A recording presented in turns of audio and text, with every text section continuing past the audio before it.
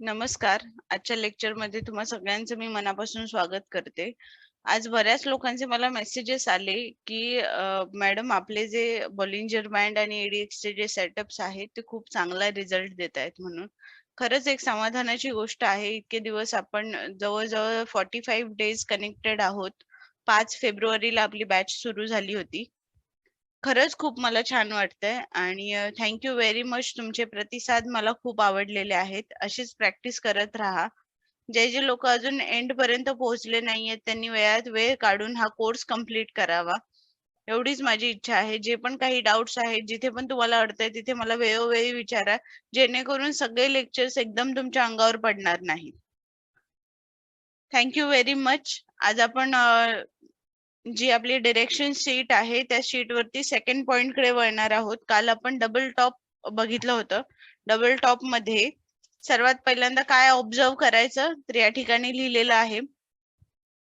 Observation मध्ये neutral आणि bearish candlestick patterns at previous resistance level. जिथे जिथे प्रिव्हियस रेजिस्टन्स लेवल आहे त्याच लेवलवर येऊन जर स्टॉक अडकला असेल आणि बेरिश कॅन्डलस्टिक पॅटर्न्स जर बनवत असेल तर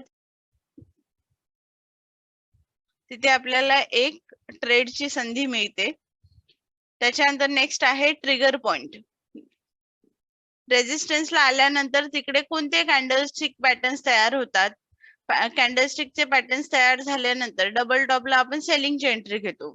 तर मग सेलिंगची एंट्री घेण्यासाठी तिकडे असे काही निगेटिव्ह किंवा बेरिश कॅन्डलस्टिक पॅटर्न्स तयार होत आहेत का, झाल्यानंतर जेव्हा त्याचा लो ब्रेक होणार त्यावेळेस तुम्ही त्या कॅन्डलच्या हायच्या वरती एखाद दुसरा पॉइंट तोडून स्टॉप लॉस लावू शकता आणि खाली सेलची एंट्री घेऊ शकता.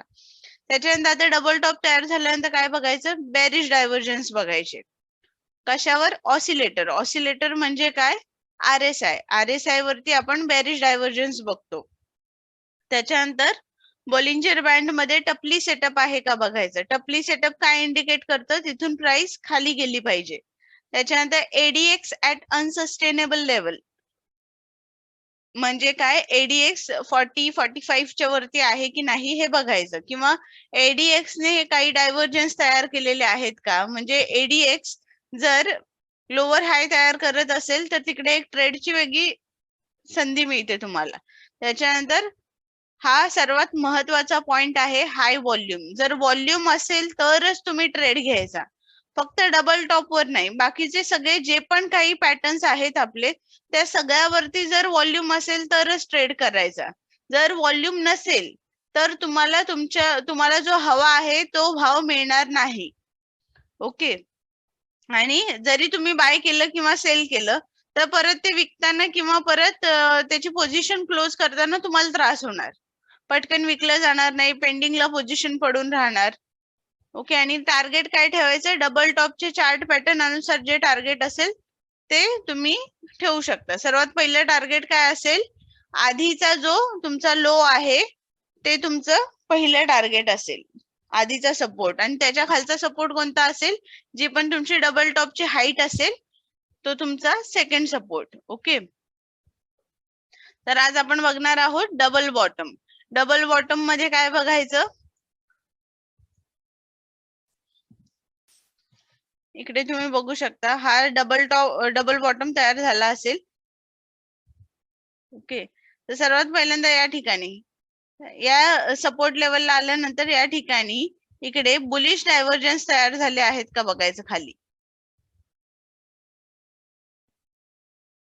आरएसआय ला बुलिश डायव्हर्जन्स आहेत का बघायचं. त्याच्यानंतर दुसरी गोष्ट इकडे बुलिश कॅन्डलस्टिक पॅटर्न्स आहेत का बघायचं. ओके. बुलिश कॅन्डलस्टिक पॅटर्न आणि बुलिश डायव्हर्जन्स. मग जर समजा इथे एंट्री घेताना जर समजा इकडे एक असा बुलिश एंगल्फिंग तयार झाला असेल तर ह्याच्यावर जर आपल्याला एंट्री घ्यायची असेल तर जेव्हा याचा जो हाय आहे हा ब्रेक झाल्यानंतर एखाद दुसरा पॉइंट वरती जाणार त्यावेळेस तुम्ही इकडे एंट्रीची वाट बघू शकता. ओके. ही कॅन्डल जेव्हा क्लोज होते त्यावेळेस आपल्याला कन्फर्मेशन मिळतं की प्राइस ही याच्यावरतीच जाणार आहे. ओके. प्राइस ही याच्यावरतीच जाणार आहे. आता जर समजा तुम्ही 5 मिनिटांमध्ये काम करत असाल तर ह्याच्यामध्ये ही पूर्णपणे एकतर क्लोज झाली पाहिजे ही कॅन्डल. हा पूर्ण कॅन्डल स्टिक पॅटर्न तयार झाल्यानंतर पहिल्या मिनिटाला जेव्हा इथे कॅन्डल येईल या ठिकाणी, त्यावेळेस फर्स्ट मिनिट मध्ये तुम्ही बघायचं ती नक्की कॅन्डल कशी मूव्ह करते. त्याच्यानंतर ह्याच्यामध्ये व्हॉल्यूम बघायचा. फर्स्ट मिनिटामध्ये तुम्हाला कळेल की हा ऍक्च्युअल ब्रेकआउट आहे की नाही. ओके, मग त्याच्यानंतर तुम्ही इथे फॉर्मेशन कन्फर्मेशन झाल्यानंतर हे काय झालं, फॉर्मेशन. ओके, फॉर्मेशन झालं आणि हे काय झालं, कन्फर्मेशन. जेव्हा कन्फर्मेशन मिळेल त्यावेळेस तुम्ही इकडे ट्रेड घेऊ शकता. ओके, मग या ठिकाणी तुम्ही ट्रेड घ्यायचा आणि स्टॉप लॉस या लेवलच्या खाली तुमचा असला पाहिजे, एखाद दुसरा पॉइंट सोडून. मग इथून तुम्ही पहिलं टार्गेट काय ठेवणार, हे तुमचं पहिलं टार्गेट असेल. ओके, या ठिकाणी आल्यानंतर तुमचा स्टॉप लॉस तुम्ही स्ट्रिक्टली इथे मेंटेन करायचा. ओके, या ठिकाणी कुठे छोटासा एखादा सपोर्ट असेल तर या ठिकाणी तुम्ही थोडस तुमचं टार्गेट डाऊन साईडला ठेवून इकडे एक स्टॉप लॉस लावू शकता. म्हणजे ह्याच्यामध्ये काय होईल, जर ह्या डबल टॉपचा परत साइडवेज मध्ये कन्व्हर्जन होणार असेल ना, तरी सुद्धा तुम्ही ह्याच्यातून सेफली एक्झिट करू शकता.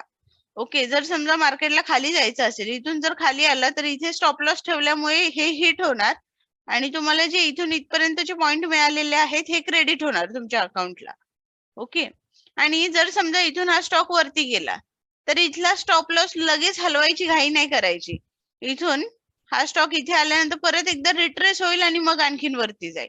एकदा का हा रिट्रेस झाला आणि वरती गेला, ह्या हायच्या वरती जर गेला तर मग इथे परत हा स्टॉप लॉस उचलायचा आणि या ठिकाणी लावायचा.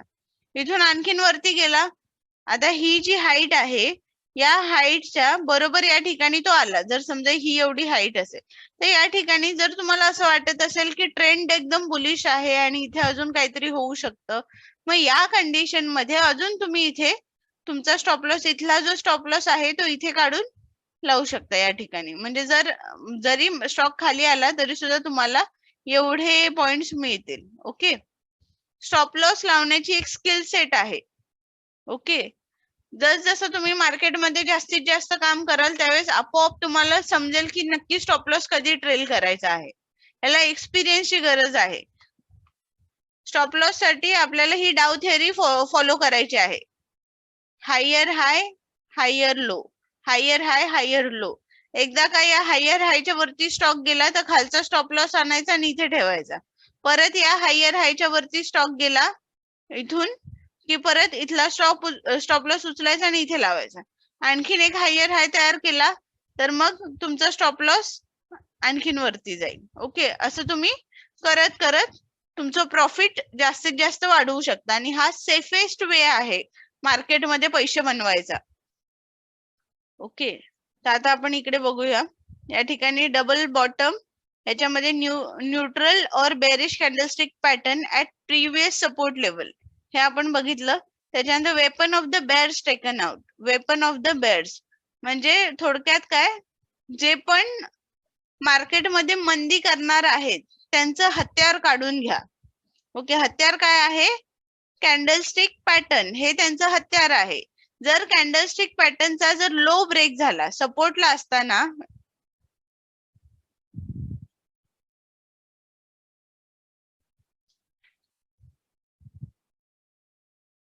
इथे एक सपोर्ट आहे, या ठिकाणी स्टॉक आला वरती गेला आणि त्याच्यानंतर परत इकडे आलेला आहे.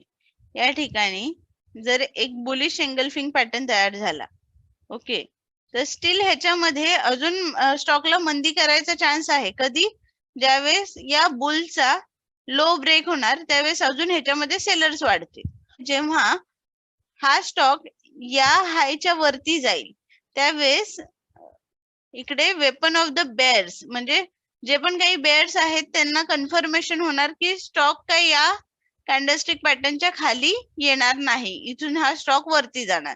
म्हणजे हे फॉर्मेशन झाल्यानंतर, कॅन्डलस्टिक पॅटर्नचं फॉर्मेशन झाल्यानंतर ही कॅन्डल कन्फर्म करते इथली की हा पॅटर्न तोच आहे ज्याचा तुम्ही विचार करताय.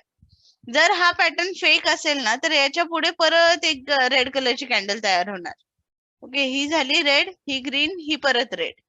ओके, पण ही कॅन्डल, हा जर पॅटर्न ट्रू असेल, खरोखरच हा पॅटर्न बनला असेल तर प्राइस परत या लेवलच्या खाली येणार नाही आणि जरी आली तरी पटकन वरती जाणार. ओके. जोपर्यंत ही कॅन्डल पूर्णपणे तयार होत नाही तोपर्यंत शांत राहायचं मार्केटमध्ये. स्टॉप लॉस तुमचा याच्या खाली लावायचा.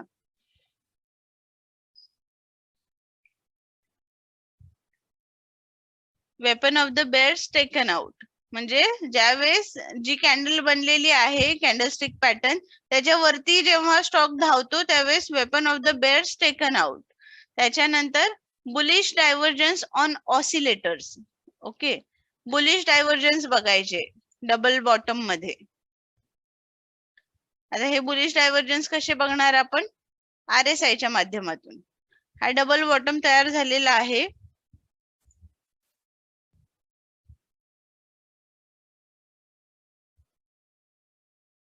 या ठिकाणी तुम्ही आहात. इकडे तुम्ही कॅन्डलस्टिक पॅटर्नचा स्टडी केला. स्टॉक इथे आलेला आहे. स्टॉक जेव्हा इथे आला त्यावेळेस RSI ने एक लो तयार केला. ओके. आणि नंतर RSI ने काय केलं? एक हायर लो तयार केला. हे एक इंडिकेशन आहे डायव्हर्जन्सचं. ओके. हा चार्ट आहे तुमचा आणि हे आहे RSI. RSI ने तुम्हाला जर एक इंडिकेशन दिलं तर इथून तुम्ही बिंदास बाईंगचा ट्रेड घेऊ शकता स्टॉप लॉस या ठिकाणी लावून. आता नेक्स्ट पॉइंट काय आहे? प्रसाद. ज्यावेळेस डबल बॉटम तयार होतोय त्यावेळेस आपल्याला तिकडे प्रसादासारखा सेटअप तयार झालेला दिसला पाहिजे. या ठिकाणी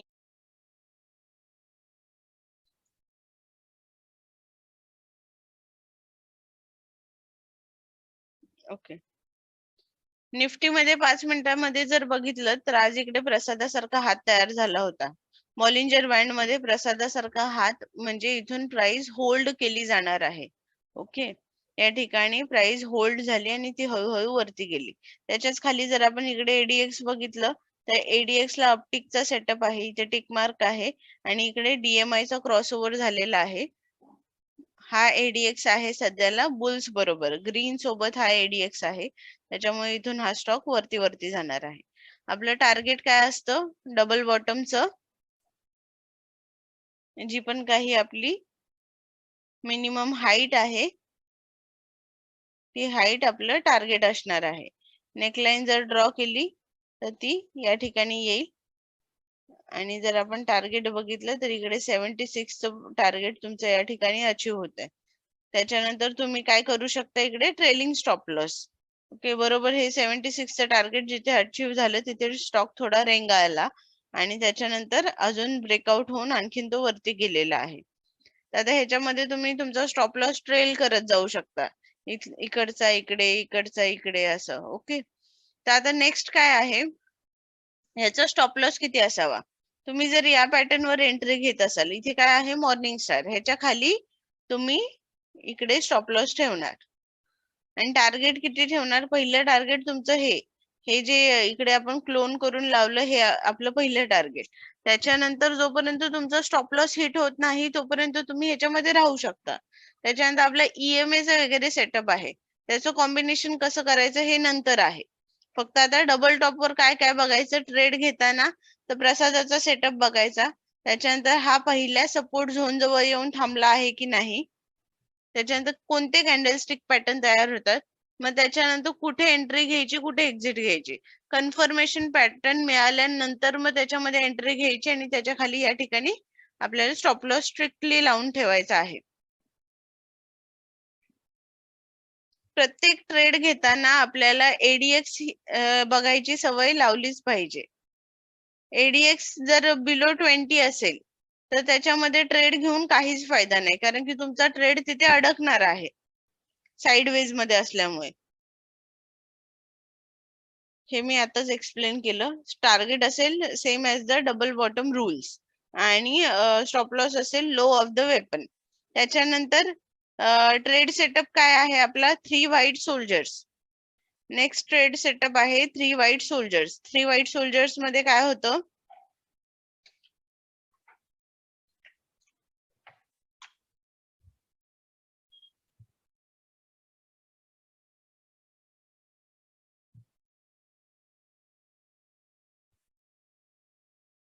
पहिली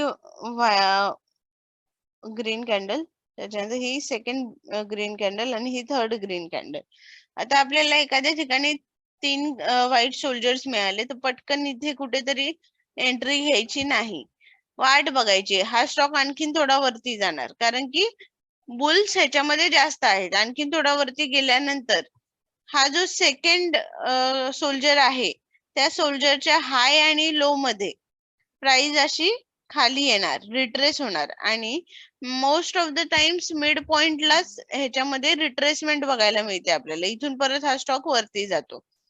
आता यावेळी काय करायचं, लक्ष ठेवायचं या झोन मध्ये कुठे आपल्याला बुलिश कॅन्डलस्टिक पॅटर्न मिळतात त्याचा शोध लावायचा आणि जसे आपल्याला बुलिश कॅन्डलस्टिक पॅटर्न मिळतील त्यावेळेस आपण या ठिकाणी एंट्री घेऊ शकतो मार्केटमध्ये.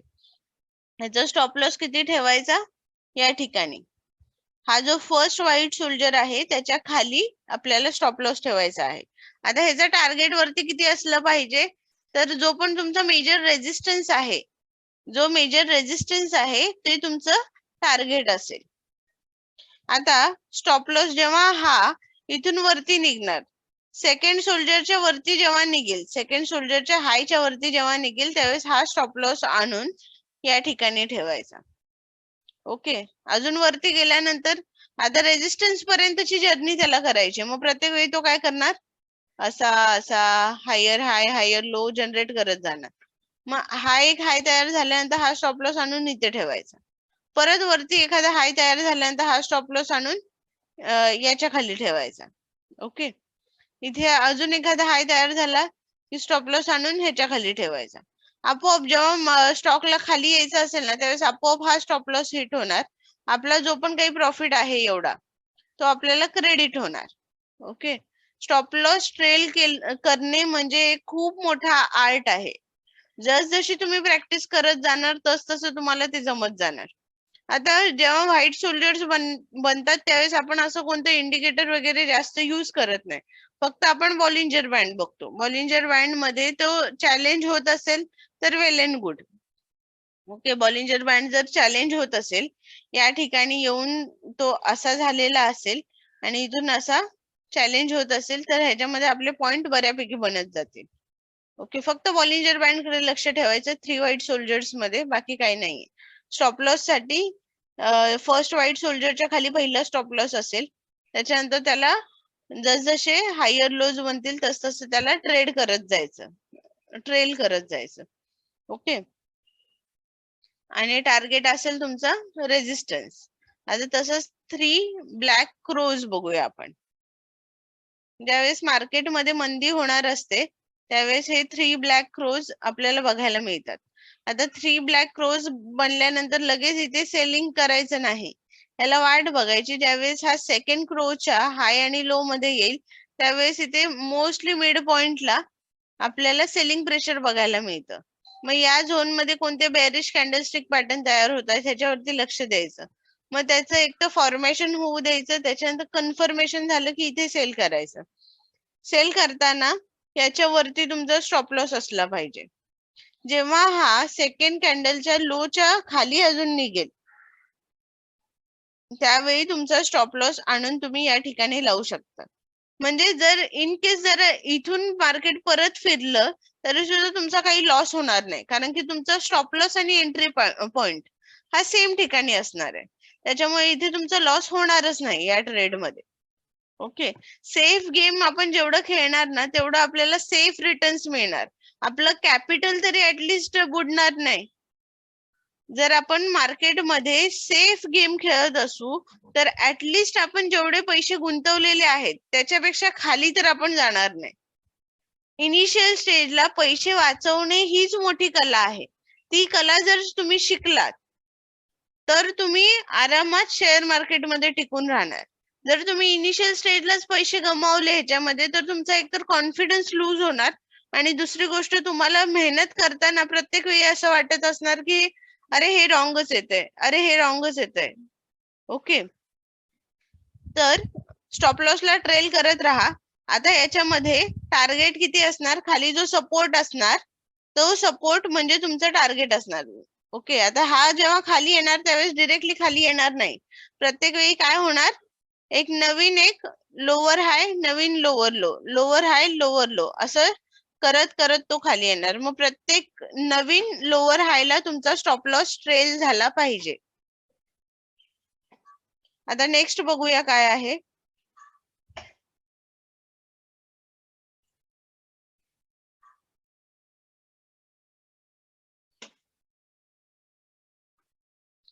आता आपण आधी बेअर्स काउंटर अटॅक बघूया. बेअर्स काउंटर अटॅक याच्यामध्ये काय होतंय, इकडे एक रेजिस्टन्सची लाईन आहे आणि इकडून बुल्स धावत धावत धावत या रेजिस्टन्सला आलेले आहेत. आणि या ठिकाणी जर आपण डे टाइम फ्रेम मध्ये बघत असू तर या ठिकाणी आजची क्लोजिंग झालेली आहे. आता नेक्स्ट डे ला काय होतं, इकडे गॅप अप ओपन होते आणि इथून एक मोठी रेड कलरची कॅन्डल तयार होते. म्हणजे रेजिस्टन्सच्या वरती रेड कलरची कॅन्डल तयार झालेली आहे. आता रेजिस्टन्स आहे म्हटल्यावरती प्राइस ह्याच्या वरती जाताना आपल्याला काय इंडिकेट करते की इथे ब्रेकआउट झालेला आहे. ओके, ब्रेकआउट झालेला आहे, रेजिस्टन्सच्या वरती प्राइस आलेली आहे म्हणजे काय ब्रेकआउट झालेला आहे. पण आपण काय करतो, ज्यावेळेस आपल्याला कन्फर्मेशन होतं त्यावेळेसच त्याच्यामध्ये ट्रेड करतो. आता ह्याच्यामध्ये अजून एका नेक्स्ट कॅन्डल साठी आपण वाट बघितली, हे काय झालं, फॉर्मेशन झालं.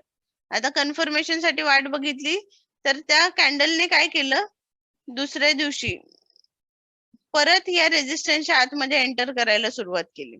जसा रेजिस्टन्सच्या आतमध्ये एखादी कॅन्डल एंटर करते त्यावेळेस त्याचा अर्थ काय, तो ब्रेकआउट फॉल्स ब्रेकआउट होता.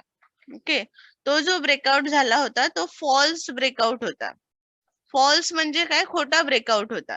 परत रेजिस्टन्सच्या आतमध्ये प्राइस आलेली आहे म्हणजे काय, ज्यावेळेस ग्रीन कलरची कॅन्डल तयार होते आणि परत रेजिस्टन्सच्या बाहेर जाऊन एखादी रेड कलरची कॅन्डल होते त्यावेळेस ते इंडिकेशन आहे की इथे बेअर्सचा काउंटर अटॅक झालेला आहे.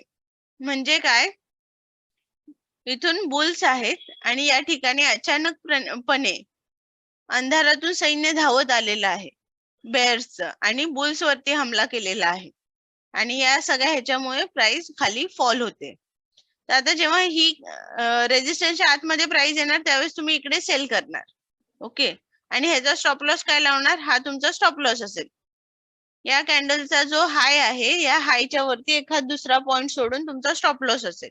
आता ह्याचा टार्गेट काय असणार, तर या ठिकाणी जो मेजर सपोर्ट असेल तो तुमचा टार्गेट असेल. इथून प्राइस बरोबर सपोर्टला येणार आणि इथून परत वरती जाऊ शकते. आता बाकीचे पॅरामीटर्स आपण बघूयात काय काय आहेत. बॉलिंजर बँड मध्ये काय बघायचं, हा बेअर्स काउंटर अटॅक मध्ये ऑब्झर्वेशन आहे, price open above the major resistance level. त्याच्यानंतर ट्रिगर पॉइंट, कुठे तुमचं सेलिंग ट्रिगर होतं तर once price enters again below the breakout level. त्याच्यानंतर नेक्स्ट काय बघायचं आपल्याला, सपोर्टिव्ह इंडिकेटर्स मध्ये upper Bollinger band challenge failed. Okay, म्हणजे थोडक्यात काय, जेव्हा हा सिनारिओ बनतो त्यावेळेस इकडे बॉलिंजर बँड असा हळूहळू चॅलेंज व्हायला सुरुवात झालेली असते. ओके, ही जेव्हा कॅन्डल तयार होते त्यावेळेस बॉलिंजर बँडची त्यावेळेस इकडे बॉलिंजर बँड आपला चॅलेंज व्हायला सुरुवात होते. ओके, म्हणजे हळूहळू हा मोठा व्हायला सुरुवात होते. पण जसं ही कॅन्डल तयार होते त्यावेळेस हा बॉलिंजर बँड काय करतो, टपलीचा सेटअप दाखवतो. ओके, इकडे टपली दाखवतो. ज्यावेळेस ही कॅन्डल तयार होणार किंवा ह्याच्या खाली कॅन्डल तयार होणार त्यावेळेस या बॉलिंजर बँडच्या शेपवरून आपल्याला समजतं की हे जे चॅलेंज होणार होता, हा जो बँड चॅलेंज होणार होता हे आता फेल झालेला आहे. आता हळूहळू प्राइस लांब जाते त्या बँड पासून, म्हणजे काय, हा बॉलिंजर बँड आता असा टपली सेटअप तयार करणार आहे. ओके,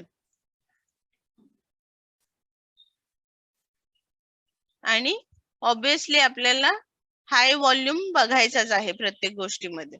त्याच्यानंतर स्टॉप लॉस आपला आहे high of the counter attack candle, जसं मी मगाशी सांगितलं. आणि आपलं टार्गेट असेल as per major support of the chart pattern. तसंच आता बुल्स काउंटर अटॅक आपण बघूयात. बुल्स काउंटर अटॅक म्हणजे काय? बुल्सचा काउंटर हल्ला होतो बेअर्स वरती. जर समजा या ठिकाणी सगळे बेअर्स असतील, या ठिकाणी एक सपोर्ट आहे, मेजर सपोर्ट आहे. या सपोर्टला आल्यानंतर इकडे एक रेड कलरची कॅन्डल तयार झालेली आहे आणि नेक्स्ट डेला काय होतं, अचानक गॅप ऑफ ओपनिंग होते आणि या साइडने आपलं बुल्सचं सैन्य धावत येतं. ओके, या साइडने बुल्सचं सैन्य धावत येतं. आता ऍक्च्युली सपोर्टच्या खाली प्राइस ओपन झाल्यानंतर इकडे काय व्हायला पाहिजे होतं, ब्रेक डाऊन व्हायला पाहिजे होता. ओके, इकडे ब्रेक डाऊन व्हायला पाहिजे होता, पण प्राइसने परत आतमध्ये यायला सुरुवात केली. त्याच्यानंतर इथे परत या सपोर्टच्या आतमध्ये येऊन आणखीन एक ग्रीन कलरची कॅन्डल तयार केली. म्हणजे काय, इथे काय होतोय, कोणता पॅटर्न तयार होतोय, इव्हनिंग स्टार पॅटर्न तयार होतोय. ओके, इथून प्राइस आतमध्ये आल्यानंतर हा आपल्याला एक ट्रिगर पॉइंट आहे. सपोर्टच्या खाली प्राइस गेली तरी सुद्धा सपोर्टच्या आतमध्ये परत आली. हा एक ट्रिगर पॉइंट आहे आपल्यासाठी की इकडे बुल्सचा काउंटर अटॅक झालेला आहे. बेअर्स वरती अचानकपणे बुल्सने हमला केलेला आहे आणि वरच्या दिशेने आता बुल्स धाव घेत आहेत. ओके, आता ह्याच्यामध्ये टार्गेट काय असणार आपलं, इकडे जो मेजर रेजिस्टन्स असेल तो रेजिस्टन्स हे आपलं टार्गेट असेल. ओके, आणि स्टॉप लॉस काय असणार, ही जी ग्रीन कलरची कॅन्डल आहे त्याच्या खाली स्टॉप लॉस असेल आपला, 1-2 पॉइंट सोडून. आता ह्याच्यामध्ये काय होणार, ज्यावेळी बॉलिंजर बँड बघा आता कसा ऍक्ट करेल ह्याच्यामध्ये. हा इकडून बॉलिंजर बँड असणार आहे, इथे मध्ये मिड लाईन असेल आणि या ठिकाणी अप्पर बँड असेल. हा लोअर बँड जो आहे तो काय होणार, या ठिकाणी ब्रेक डाऊन झाला म्हटल्यावरती हा खाली एक्सपांड व्हायला सुरुवात होणार आणि हा वरती, बरोबर. पण या लाईनच्या वेळी म्हणजे ही जी कॅन्डल तयार होते त्यावेळेस हा बँड काय होणार, परत आतल्या साईडला यायला सुरुवात करणार. म्हणजे थोडक्यात काय, इथे प्रसादाचा हात तयार होतो. ओके, इथे प्रसादाचा हात तयार व्हायला सुरुवात होते. ओके, किंवा दुसरी गोष्ट काय होतं, यावेळेस आहे ना, किंवा यावेळी प्राइस अचानक बँडच्या बाहेर फेकली जाऊ शकते. बँडच्या बाहेर प्राइस अचानक फेकली जाऊ शकते कारण की गॅप डाऊन ओपनिंग होते. ओके, बँडच्या बाहेर प्राइस फेकली गेल्यामुळे परत हा जो मीन आहे तो आपल्याकडे अट्रॅक्ट करायचा प्रयत्न करणार, प्राइसला परत आपल्याकडे खेचून घेणार आणि इथून मग हळूहळू प्राइस वरच्या दिशेने वाढत जाणार. केलं तर खूप सोपं आहे, नाही केलं तर खूप अवघड आहे. ओके, हे झालं bulls counter attack, bears counter attack, त्याच्यानंतर सँडविच पॅटर्न. सँडविच पॅटर्न मध्ये काय होतं, रेड ग्रीन वेगवेगळ्या कॅन्डल, मल्टिपल कॅन्डल्स तयार होत असतात. ओके, मग ह्याच्यामध्ये काय लिहिलंय, ऑब्झर्वेशन मध्ये पण तेच आहे, multiple alternate green and red candles within ranging price levels. Okay, sandwich pattern मध्ये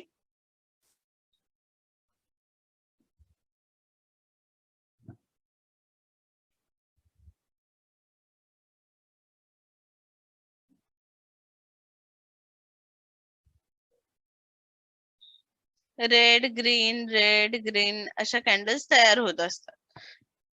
तर मग ह्याच्यामध्ये काय करायचं, सर्वात पहिल्यांदा एक बॉक्स करून टाकायचा ह्याला.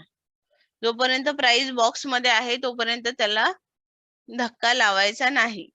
ओके, त्याच्यानंतर आता बघूया काय होतंय.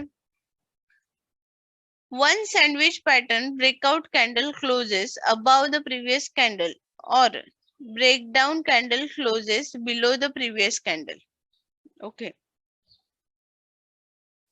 जर समजा या झोनच्या वरती एखादी प्राइस क्लोज झाली, ओके, फक्त प्राइस बाहेर गेली हे नाही बघायचं ह्याच्यामध्ये, इकडे जर प्राइस क्लोज झाली किंवा खालच्या दिशेला किंवा खालच्या दिशेला जर प्राइस क्लोज झाली तर आपण या ठिकाणी बाय करू शकतो आणि खालच्या दिशेला आपण सेल करू शकतो. इकडे प्राइसची क्लोजिंग होणं महत्वाची आहे. म्हणजे हे फक्त याच्यासाठीच नाहीये सँडविच कॅन्डलस्टिक पॅटर्न साठी, हे प्रत्येक बॉक्स ट्रेडिंग साठी आहे. म्हणजे जिथे जिथे आपण बॉक्स करतो ना तिथे तिथे प्रत्येक वेळी कॅन्डल बाहेर गेली की पटकन घाईघाईने ट्रेड घ्यायचा नाही. ती कॅन्डल पूर्ण बंद होईपर्यंत वाट बघायची. ती कॅन्डल एकदा का क्लोज झाली की आपल्याला समजतं की बरोबर रेजिस्टन्सच्या वरती क्लोजिंग झालेली आहे की सपोर्टच्या खाली क्लोजिंग झालेली आहे. जर समजा इकडे रेजिस्टन्स आहे आणि आता तुम्ही स्टार्टिंगला जर एंट्री घेतली ह्याच्यामध्ये, अरे वा वा वा इथे ब्रेकआउट होतोय म्हणून पहिल्या 5 मिनिटाची तुम्ही टाइम फ्रेम बघताय आणि पहिल्या 1 मिनिटामध्ये कॅन्डल अशी मस्तपैकी मोठी तयार झाली आणि इकडे तुम्ही आता बाईंगचा विचार करताय. रेजिस्टन्सला आता ब्रेक केलेला आहे आणि आता आपल्याला इथे पटकन एंट्री घेतली पाहिजे आणि तुम्ही इथे रेजिस्टन्सच्या जरा बाहेर गेली प्राइस आणि इकडे तुम्ही बाय करता. ओके, मग अजून 4 मिनिटं बाकी असतात. पहिल्या 1 मिनिटामध्ये तुम्ही बाईंग केलं, अजून कॅन्डल क्लोज व्हायला 4 मिनिटं बाकी आहेत.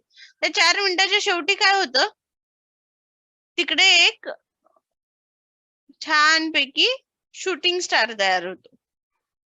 रेजिस्टन्सला आल्यानंतर जर शूटिंग स्टार तयार होत असेल तर याचा अर्थ काय, इथून प्राइस आणखीन खाली पडणार आहे. मग देवाला हात जोडायचे, प्रार्थना करायची, आजचा दिवस वाचव वगैरे असे सगळे प्रकार घडत असतात. त्यापेक्षा ना व्यवस्थित जोपर्यंत कॅन्डल क्लोज होत नाही तोपर्यंत ब्रेकआउट कन्सिडर करायचं नाही. ज्या क्षणी कॅन्डल क्लोज होईल, रेजिस्टन्सच्या वरती झाली, चांगली क्लोज झाली असेल तर, चांगली म्हणजे काय, आता ह्याच्यामध्ये जर आपण ग्रीन कलरच्या कॅन्डल्स बघितल्या तर एक तर संपूर्ण ग्रीन कलरची कॅन्डल असू शकते, त्याच्यानंतर एक अशी कॅन्डल असू शकते ग्रीन कलर मध्ये, त्याच्यानंतर एक अशी कॅन्डल असू शकते ग्रीन कलर मध्ये, किंवा अशी एखादी कॅन्डल असू शकते. तर मग ह्याच्यामधली कोणती स्ट्रॉंग बुलिश कॅन्डल आहे, ही एक आहे, ही एक आहे आणि ही एक आहे. रेजिस्टन्सला गेल्यानंतर असा काही प्रकार होत असेल, ही आहे बुलिश कॅन्डलच, पण ह्याच्यामध्ये इकडे सेलर्स आहेत, याच्यामध्ये कमी सेलर्स आहेत, याच्यामध्ये वरती सेलर्सच नाहीयेत. ओके, तर मग ही कॅन्डल तुमच्यासाठी चांगल्या आहेत. या 3 कॅन्डल्स जर सॉरी या 3 कॅन्डल्स 1 2 3 या 3 कॅन्डल्स तुमच्यासाठी चांगल्या आहेत.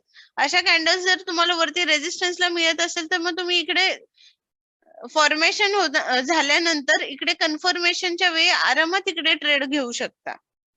मार्केट आपल्याला प्रत्येक वेळी चान्स देत असते. आता इथे कन्फर्मेशनला जर तुम्ही घेतली, एंट्री घेतली ह्याच्यामध्ये, तर या ठिकाणी असं सुद्धा होऊ शकतं की थोडी प्राइस रिट्रेस होईल आणि मग वरती जाईल. ओके, पण तुमचं जे काम आहे ते खूप सेफ असणार आहे. आता तुम्ही ज्यावेळेस स्टॉप लॉस लावणार तो ऑब्विसली रेजिस्टन्सच्या खालीच लावणार. आता कन्फर्मेशन कॅन्डल नंतर तुम्ही ट्रेड घेतलात तर इकडे तुम्हाला कमी पॉइंट मिळतील, पण रिट्रेसमेंट नंतर जर तुम्ही ट्रेड घेतलास तर अजून तुम्हाला जास्त पॉइंट्स मिळतील. तर मी जनरली काय करते, जर समजा मला 5 क्वांटिटी घ्यायच्या असतील, ओके, जर मला 5 क्वांटिटी घ्यायच्या असतील तर ज्यावेळेस कन्फर्मेशन होतं ना त्यावेळेस मी 2 क्वांटिटी घेते. ओके, 2 लॉट मी इथे घेतले निफ्टीचे आणि ज्यावेळेस रिट्रेसमेंट होणार त्यावेळेस मी इथे 3 लॉट परचेस करते. ओके, मग बरोबर त्याचा ऍव्हरेज मेंटेन होतो आणि आपल्याला हवे तेवढे रिटर्न्स मिळतात त्याच्यामध्ये. एंट्री घेतल्यानंतर परत तुम्ही असा नाही विचार करायचा की तो तिथपर्यंत जाईल की नाही किंवा तो खाली आला तर, हा विचार करणं बंद करायचं. एंट्री घेतल्यानंतर मी स्टॉप लॉसला हलवू शकतो का एवढाच विचार करायचा. कधी हलवू शकतो, ज्यावेळेस तो आपल्याला हव्या असलेल्या डायरेक्शन मध्ये गेला तर. जर आपल्याला नको असलेल्या डायरेक्शन मध्ये गेला तर फक्त वाट बघायची आपला स्टॉप लॉस हिट होतोय का. ओके, उगाच असं नाही करायचं की इथे तुम्ही स्टॉप लॉस लावलेला आहे आणि इथून हा स्टॉक परत खाली यायला लागला, पण खाली येत असेल तर येऊ द्या, पण आपला स्टॉप लॉस हिट झालाय का, नाही झालाय, याचा अर्थ अजूनही तो आपण ठरवत असलेल्या डायरेक्शनलाच आहे. ज्यावेळेस तुमचा स्टॉप लॉस हिट होणार त्यावेळेस बोलायचं असं की माझा स्टॉप लॉस हिट झाला, मी जो ट्रेड विचार करत होतो तसा एक्झिक्यूट झालेला नाही. ओके, तर आता ह्याच्यामध्ये तुम्ही कन्फर्मेशन आणि फॉर्मेशन कॅन्डल वरती इकडे बाईंग करू शकताय. आधी कन्फर्मेशन कॅन्डलची वाट बघायची, त्याच्यानंतर फॉर्मेशन झाल्यानंतर त्याच्यामध्ये बाय करायचं. किंवा नेक्स्ट आहे रिट्रेसमेंट. इथे एक फॉर्मेशनची कन्फर्मेशनची कॅन्डल, त्याच्यानंतर इथे रिट्रेसमेंट झाल्यानंतर इथे तुम्ही बाय करा. आणखीन वरती गेल्यानंतर इथे जो तुमचा मेजर रेजिस्टन्स असेल तिथे आल्यानंतर तुमचं प्रॉफिट बुक करा. जर सेलिंगची एंट्री मिळाली तुम्हाला, जो मेजर तुमचा सपोर्ट असेल त्या सपोर्टला आल्यानंतर इकडे तुम्ही एक्झिट करा ट्रेड मधून. ओके, त्याच्यानंतर बघूया आता नेक्स्ट काय आहे.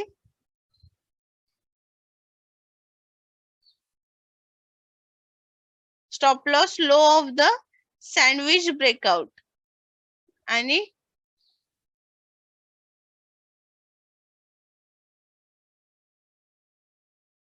स्टॉप लॉस कुठे लावायचा, तर या ठिकाणी जर समजा ही कॅन्डल तुम्हाला ब्रेकआउट देत असेल तर याच्या खाली एखाद दुसरा पॉइंट सोडून तुमचा स्टॉप लॉस असला पाहिजे. ही कॅन्डल जर तुम्हाला ब्रेकडाऊन देत असेल तर याच्यावरती एक दोन पॉइंट सोडून तुमचा इथे स्टॉप लॉस असला पाहिजे. आता या ठिकाणी टार्गेट काय, major resistance for breakout candle और major support for breakdown candle. किंवा जर एखादा चार्ट पॅटर्न असेल तर ऍज पर चार्ट पॅटर्न. त्याच्यानंतर काय आहे next, rounding bottom. Multiple big red candle which has no strong follow-up, mostly forming neutral candlestick patterns. आता ह्याच्यामध्ये काय होतं,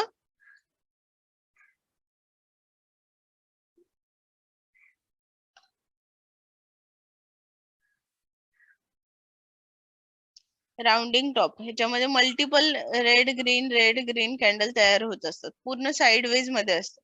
त्याच्यानंतर एक हँडल तयार होतो इकडे या ठिकाणी, त्याच्यामध्ये पण मल्टिपल रेड ग्रीन कलरच्या कॅन्डल असतात. आता ह्याचा जर ब्रेकआउट झाला वरती तर इथे तुम्ही बाईंगचा विचार करू शकता. मग इथे आपलं टार्गेट किती असणार आहे, ही जी डेप्थ आहे ते आपलं फर्स्ट टार्गेट असेल.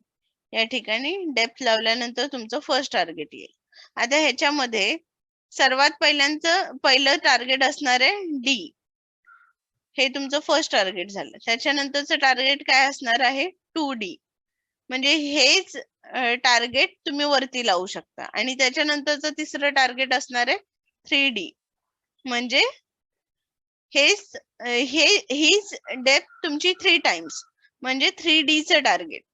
तर आता ह्याच्यामध्ये नक्की काय होतं, ज्यावेळेस आपलं पहिलं टार्गेट असतं ना ते अचीव होताना खूप कमी टाइम लागतो. सेकंड टार्गेट अचीव होताना जास्त वेळ लागतो आणि त्याच्यापेक्षा जास्त वेळ थर्ड टार्गेट अचीव होताना. तर मी जनरली फर्स्ट टार्गेट एवढंच ठेवते, जास्तीत जास्त सेकंड टार्गेट पर्यंत मी ह्याच्यामध्ये वाट बघते. कारण की फंड ही खूप मोठी गोष्ट आहे. आपला जो पैसा आहे तो जिथे आपल्याला हाय रिटर्न भेटतात तिथेच आपण जास्त लावायचा आहे. आता जर समजा इथे मी फर्स्ट टार्गेट अचीव केलं तर म्हणजे ऑलरेडी मी बऱ्याच प्रॉफिट मध्ये आहे. सेकंड टार्गेट साठी माझा इकडे टाइम जास्त जाणार आहे. कदाचित तेवढ्या टाइम मध्ये मी दुसऱ्या कुठून तरी पैसे कमवेल. सेकंड टार्गेट अचीव व्हायला जेवढा वेळ लागणार आहे तेवढ्या वेळामध्ये मी एखादा दुसरा ट्रेड घेऊन तिकडे पैसे माझे मल्टिपल करू शकते. म्हणून मी साधारण फर्स्ट टार्गेट अचीव होईपर्यंत वाट बघते, जास्तीत जास्त सेकंड. थर्ड साठी आतापर्यंत तरी मी कधी वेट केलेला नाही. मग आता याच्या वेळी आपल्याला स्टॉप लॉस काय ठेवायचा आहे, साधारण याच्या खाली तुम्ही स्टॉप लॉस ठेवू शकता. आता बघूया शीटवर काय काय लिहिलंय.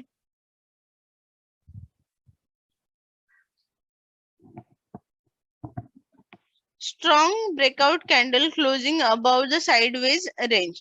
साइडवेज रेंजच्या वरती जेव्हा ब्रेकआउट होतो त्यावेळेस आपल्याला ट्रिगर पॉइंट असतो तो. म्हणजे जसं आता मी सांगितलंय, ह्याचा जेव्हा ब्रेकआउट होणार त्यावेळेस हा आपल्यासाठी ट्रिगर पॉइंट असणार. इथे तुम्ही एंट्री घेऊ शकता बाईंग साइडची आणि याच्या खाली इथे स्टॉप लॉस लावू शकता.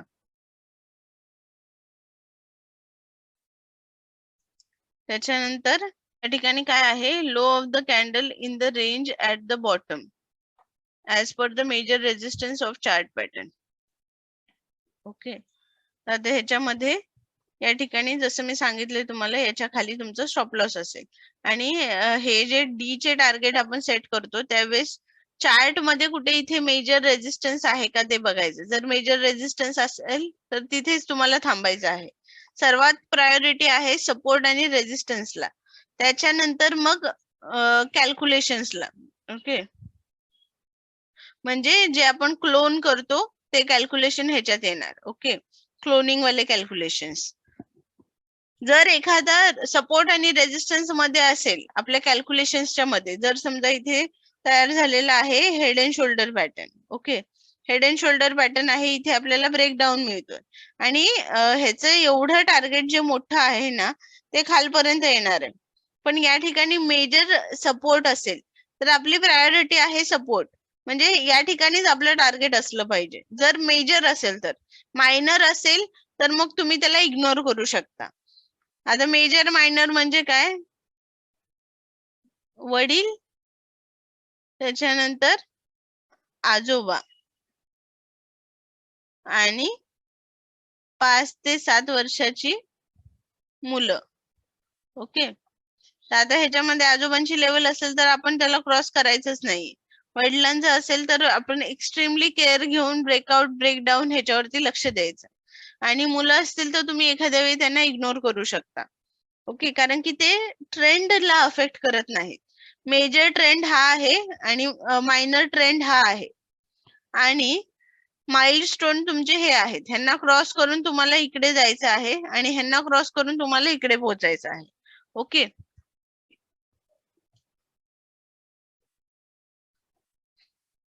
आता राऊंडिंग टॉपचं पण तसंच आहे. असा एक राऊंड तयार होतो आणि या ठिकाणी एक साइडवेजचा चॅनेल असतो. ओके, जेव्हा या साइडवेजचा ब्रेकडाऊन होणार त्यावेळेस तुमच्यासाठी तो ट्रिगर पॉइंट असणार. इकडे तुम्ही सेलिंगची एंट्री घेणार. ओके, आणि याच्यावरती इकडे तुमचा स्टॉप लॉस लावणार. आता ह्याचं टार्गेट काय असणार आहे, तर मेजर सपोर्ट जो असणार आहे ते तुमचं टार्गेट असेल, मेजर सपोर्ट. आणि त्याच्यानंतर मॅक्झिमम टार्गेट काय असणार, ही जी डेप्थ आहे ही डेप्थ जर तुम्ही ब्रेकडाऊनला लावली तर हे तुमचं फर्स्ट मॅक्झिमम टार्गेट आहे. त्याच्यानंतर सेकंड टार्गेट असणार आहे 2D, एवढीच डेप्थ अजून खाली लावायची. थर्ड टार्गेट असणार आहे 3D, तेवढीच डेप्थ अजून खाली लावायची. ओके, त्याच्यानंतर आता नेक्स्ट बघूया काय आहे, जेन्युइन ब्रेकआउट. हे आता आपण नेक्स्ट ह्याच्यामध्ये घेऊया. हे 7 मुद्दे आपण क्लिअर केलेले आहेत. Double top, double bottom, 3 white soldier, 3 black crows, bulls counter attack, bear counter attack, sandwich candlestick pattern, rounding bottom, rounding top. Okay, आता नेक्स्ट लेक्चर मध्ये पुढचे आपण पॉइंट्स घेणार आहोत. आजच्या लेक्चर मध्ये जाणून बुजून एक चूक करण्यात आली आहे. जर तुम्हाला आतापर्यंतचे सगळे लेक्चर्स व्यवस्थितपणे समजलेले असतील तर ती चूक तुम्हाला एका फटक्यामध्ये कळेल. पण जर तुमचे मागचे बेसिक्स जर कच्चे असतील तर ती चूक तुम्हाला कळणार नाही. जर पुढच्या येणाऱ्या 24 तासामध्ये तुम्ही जर ती चूक ओळखून दाखवली असेल तर माझ्याकडून त्याला एक गिफ्ट दिलं जाणार आहे. जो सर्वात आधी हा व्हिडिओ बघेल, सर्वात आधी ती चूक ओळखून दाखवेल, त्याला माझ्याकडून एक गिफ्ट दिलं जाणार आहे. मला व्हॉट्सअपला तुम्ही मेसेज करू शकता तुम्हाला चूक मिळाल्यानंतर. भेटूया नेक्स्ट लेक्चर मध्ये.